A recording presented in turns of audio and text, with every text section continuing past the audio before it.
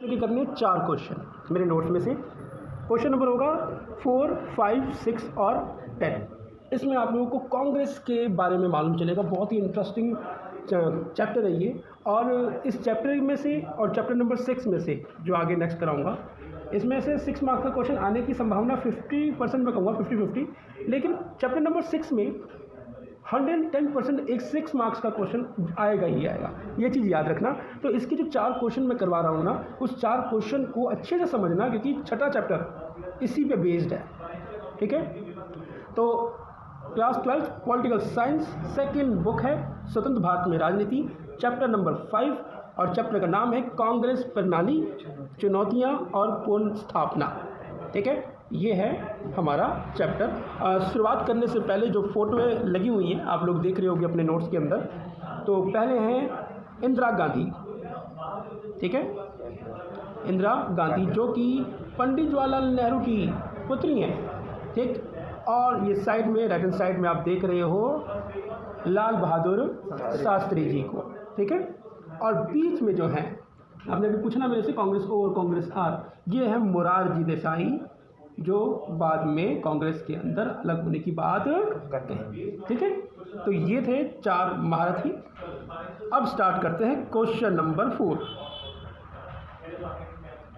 Pre board को मद्देनजर रखते हुए यही 4 क्वेश्चन इस चैप्टर में से पढ़ने हैं, और इसके अलावा अगर पढ़ते हो तो इन 4 के बाद ही पढ़ना, वो तुम्हारा अपना फैसला होगा। मेरे लिए सिर्फ ये 4 क्वेश्चन प्री बोर्ड को मद्देनजर रखते हुए। क्वेश्चन को समझना बहुत ज़रूरी है। अगर क्वेश्चन नहीं समझोगे तो आंसर नहीं समझ में आएगा। क्वेश्चन समझना ध्यान से।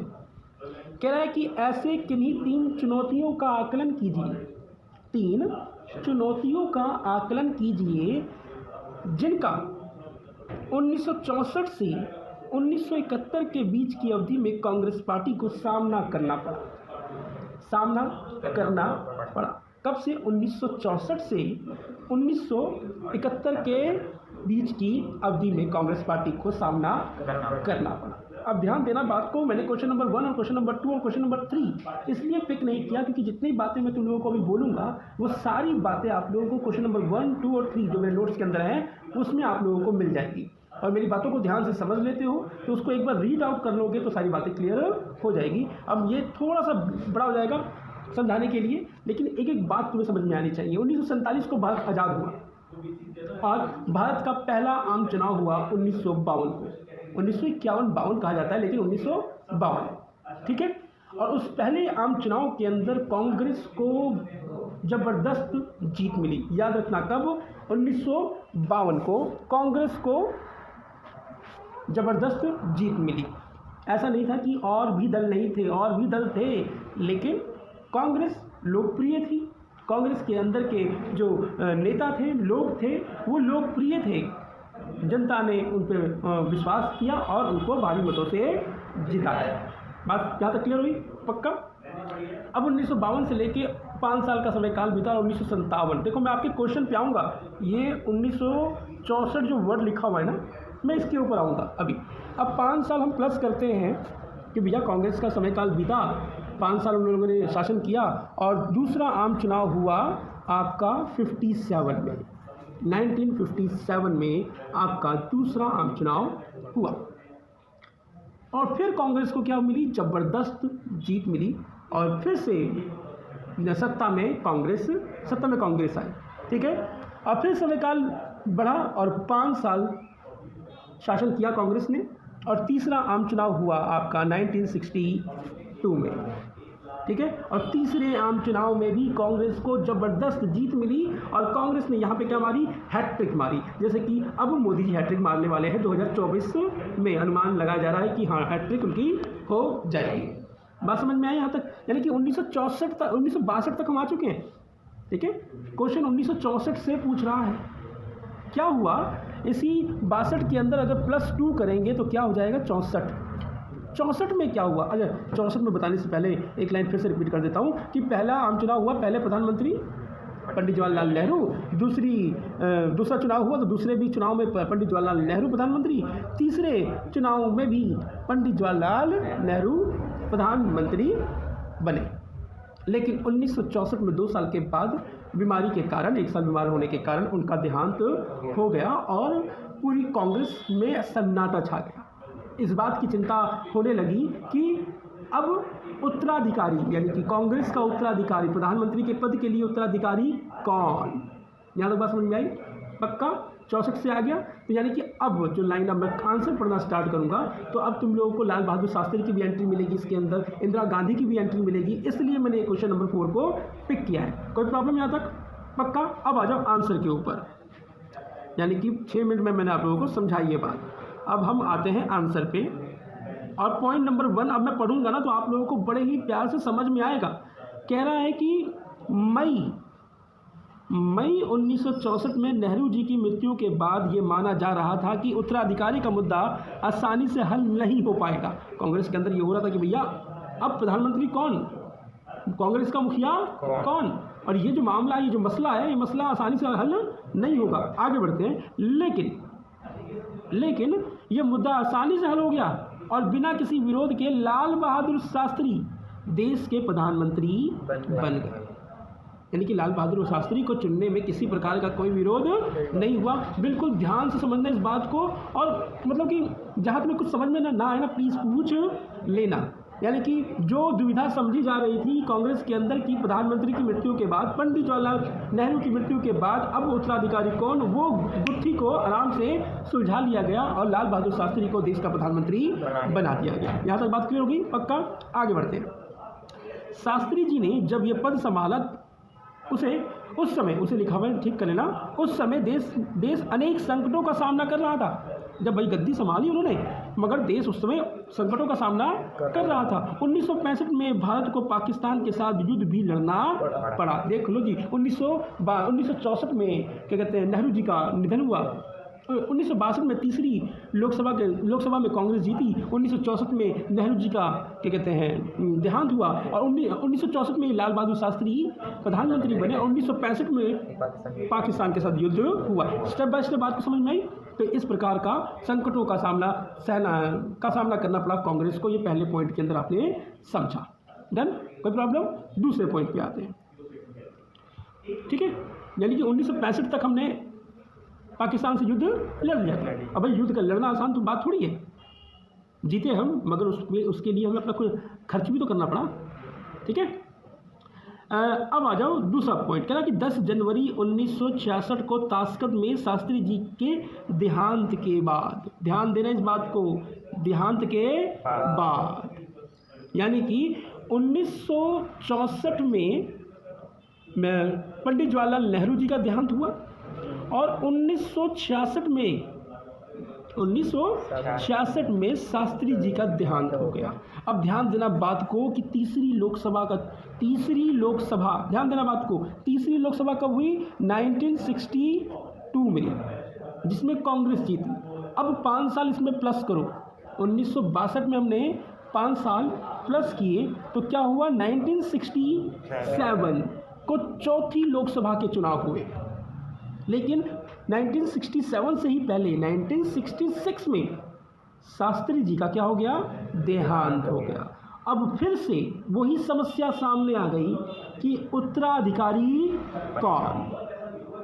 डन? यहाँ तक बात समझ में आई? अब मैं लाइन को पढ़ता हूँ आगे तो कनेक्ट हो जाएगा। कह रहा है कि इंदिरा गांधी देश की प्रधानमंत्री बनी, यानी कि 1966 के बाद 1966 में जब देहांत हो गया तो इंदिरा गांधी को चुना गया उनके पद के लिए, प्रधानमंत्री के पद के लिए। अब प्रधानमंत्री के पद के लिए चुनने के लिए अब सुन लो कहानी, क्योंकि तीसरे पॉइंट में कांग्रेस ओ और कांग्रेस आर, ये चीज़ आप पढ़ने देखोगे, कांग्रेस ओ और कांग्रेस आर देखोगे। ध्यान देना, जब इंदिरा गांधी को प्रधानमंत्री के लिए चुना तो गया, लेकिन कांग्रेस के अंदर उस समय बहुत बड़े महारथी बैठे हुए थे। उन लोगों ने इस बात की प्लानिंग करी, प्लानिंग क्या, चाल के तहत की लड़की है, क्या है? लड़की कमजोर, आश्रित रहेगी हम पे, इसको बनाया जाए। और ये दिखाना भी था कि नारियों का सम्मान है कांग्रेस के अंदर, तो भैया नारी को बैठाया गया प्रधानमंत्री के पद पर। लेकिन भैया बेटी किसकी थी? जवाहरलाल नेहरू जी। तो क्या जवाहरलाल नेहरू ने राजनीति के दाव पेज अपनी बेटी को नहीं सिखाए होंगे? वो कांग्रेस के अंदर महारथी जो जितने भी थे, उन्होंने सोचा कि हम पे आश्रित रहेगी, और इंदिरा गांधी बेबाक शेरनी का मतलब मैं इसलिए कह रहा हूँ बेबाक शेरनी, कि भैया काम करेंगी तो अपने हिसाब से किसी के अंगूठे के नीचे में रहकर नहीं करेगी। अब लाइन को आगे पढ़ता हूँ, ठीक है। उन्हें प्रधानमंत्री के रूप में हमने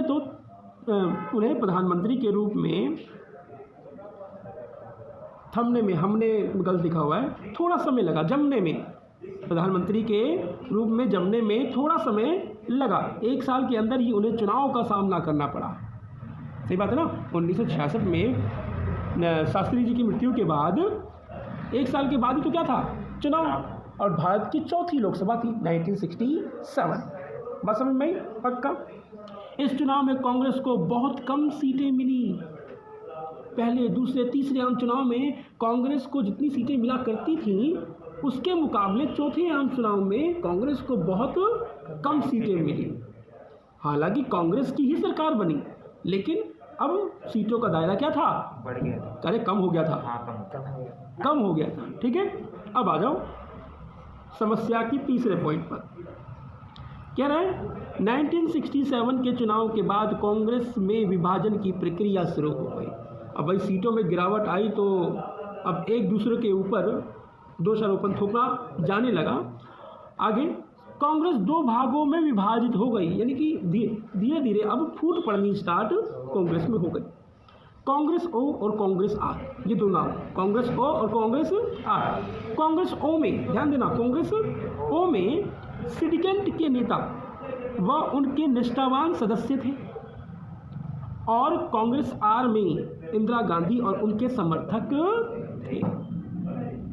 यानी कि 19 क्वेश्चन क्या बोल रहा है कि 1964 से 71 तक में क्या उतार चढ़ाव कांग्रेस को देखने पड़े। तो यही उतार चढ़ाव देखने पड़े कि भैया शास्त्री जी की मृत्यु हो गई, इंदिरा गांधी को प्रधानमंत्री बनाया गया, लेकिन अपने अंगूठे के नीचे रखने के लिए, लेकिन उसी कांग्रेस के अंदर फूट पड़नी स्टार्ट हो गई, और धीरे धीरे ये कांग्रेस अपने ही अस्तित्व को समाज में बचा नहीं पाई, और अपने ही अस्तित्व के लिए समाज में लड़ी।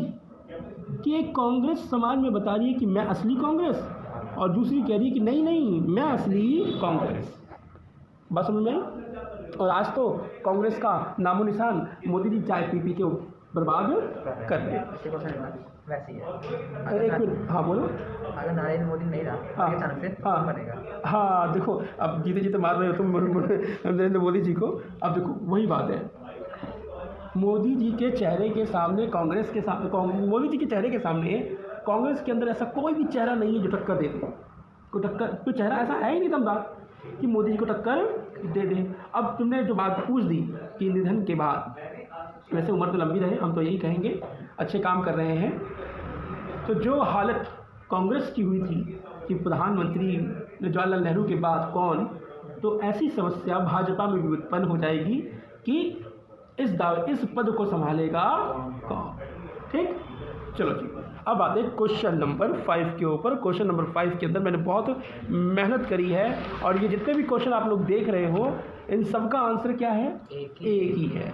क्वेश्चन को ध्यान समझ लो। वीडियो रिकॉर्डिंग होते हुए समय हो गया है 16 मिनट, यानी कि एक क्वेश्चन में मैंने 16 मिनट दिए। यानी कि अब जो क्वेश्चन मैं करवाऊँगा ना, आप लोगों को पढ़ता चला जाऊँगा, आपको बात समझ में आती जाएगी। मगर फिर भी कोई पॉइंट ना समझ में आए तो प्लीज़ मेरे से पूछ लेना।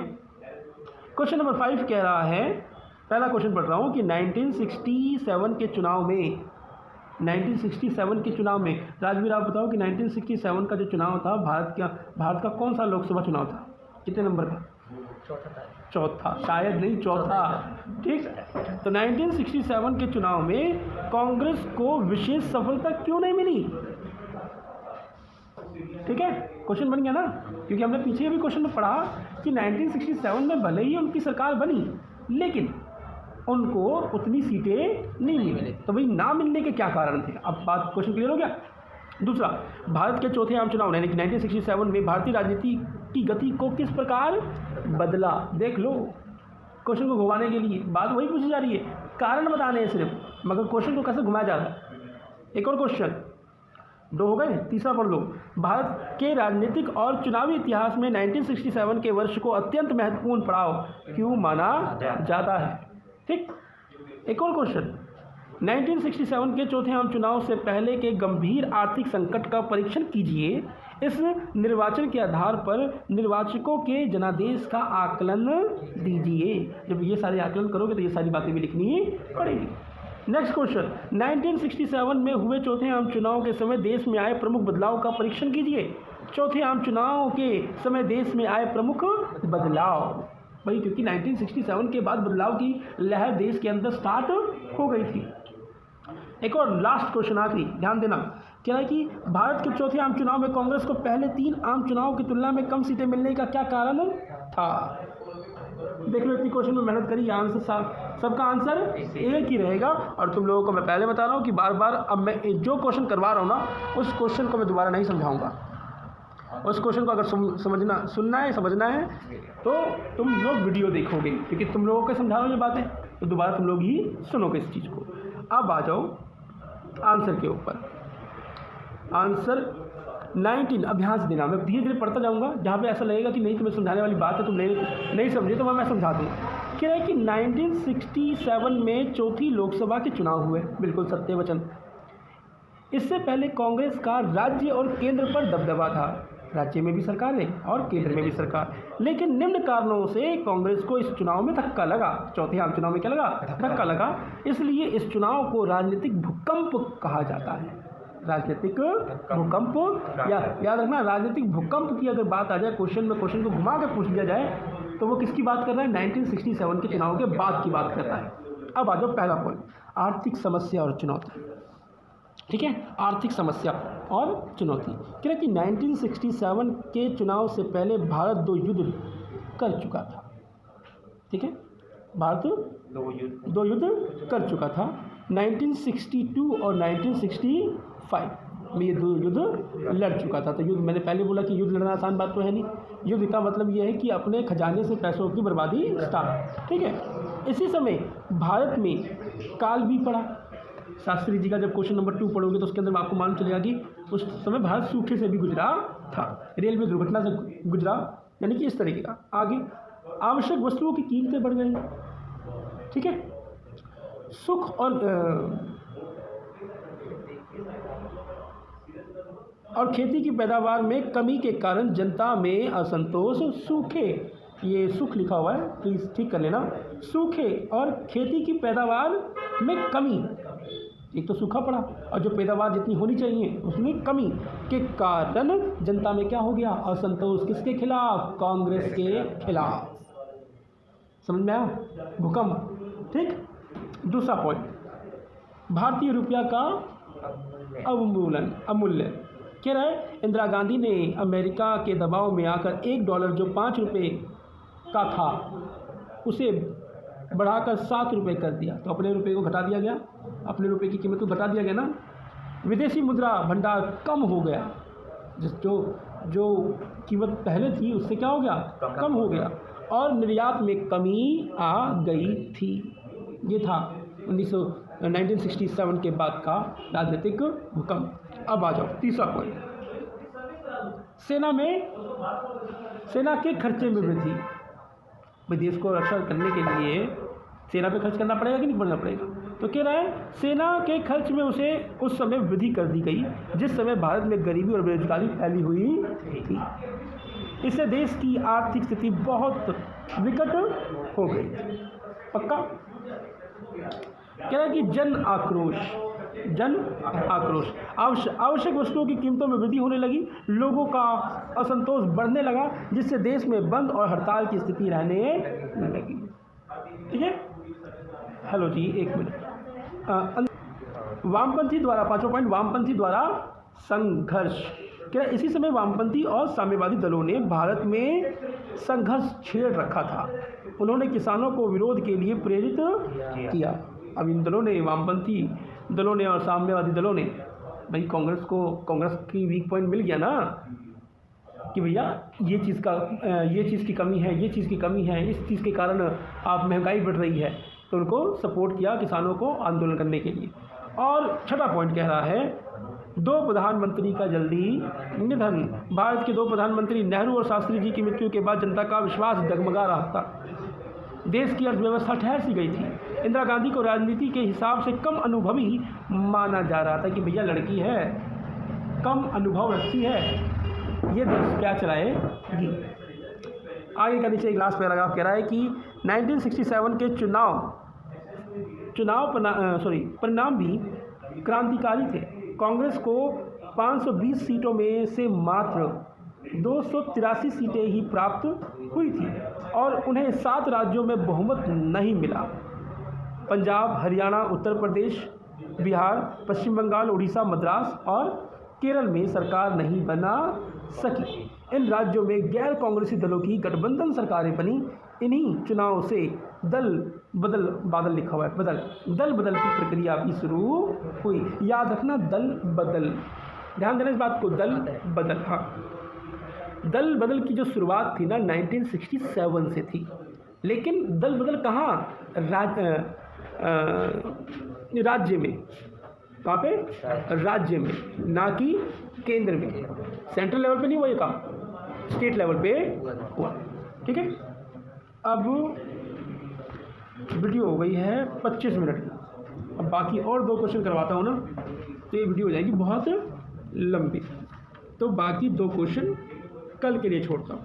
20 मिनट के मतलब वीडियो 25 मिनट और लग जाएगा, तो 50 मिनट की ये वीडियो हो जाएगी। क्वेश्चन भी बड़े हैं और क्वेश्चन भी बड़ा है। क्वेश्चन नंबर 6 देख लो अगर मैं कहूँ तो, और फिर उसके बाद क्वेश्चन नंबर 10 में भी मेहनत करनी पड़ेगी क्योंकि इसके अंदर पॉइंट्स अच्छे और समझाना पड़ेगा। ठीक है, तो मैं यहीं पे करता हूँ वीडियो को एंड। मिलते हैं नेक्स्ट क्लास में, तब तक अपना परिवार का ध्यान रखें। जय हिंद, जय भारत।